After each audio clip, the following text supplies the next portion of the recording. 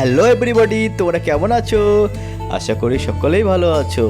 আজকে আমি ঘুম থেকে ভোরবেলায় উঠে মাঠে রওনা দিচ্ছি, কেননা আজকে আমি ধানের বীজ রোপণ করার জন্য জায়গা তৈরি করব।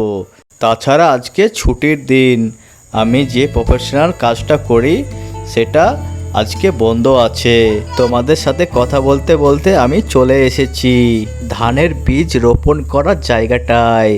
বেশি না দেরি করে ফটাফট কোদাল দিয়ে আল তুলে নিই, চারিদিকে উঁচু করে বেঁধে দিতে হবে যেন পরবর্তীতে জল ঢোকানোর সময় বাইরে বেড়ে না যায়।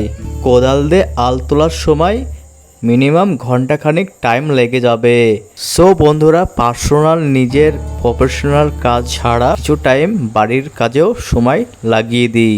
তো দেখতে পাচ্ছ আমি আজ বাড়ির কাজ করছি।